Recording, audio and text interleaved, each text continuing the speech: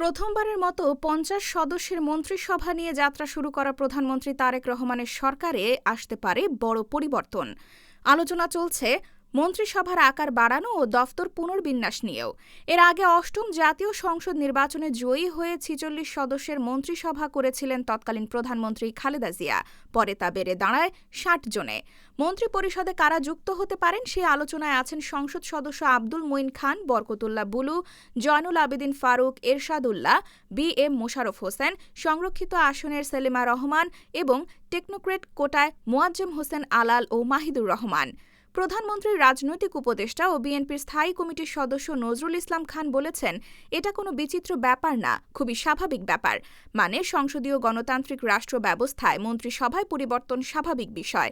কিন্তু তার মানে এই না যে এটা হবেই বা এখন হবে কিংবা তখন হবে।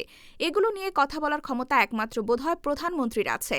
তিনি যখন উপযুক্ত বিবেচনা করবেন তখন কাউকে দায়িত্ব দিতে পারেন বা কারো থেকে দায়িত্ব নিয়ে নিতে পারেন।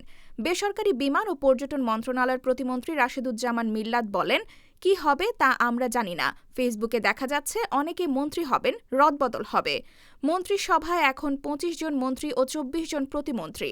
একাধিক মন্ত্রণালয় সামলাচ্ছেন ৮ মন্ত্রী ও ৩ প্রতিমন্ত্রী। তাদের ওপর কাজের চাপ কমানো ও সরকারের কাজে গতিশীলতা আনতে ৩ থেকে ৫ জন নতুন মুখ বিবেচনা করা হচ্ছে।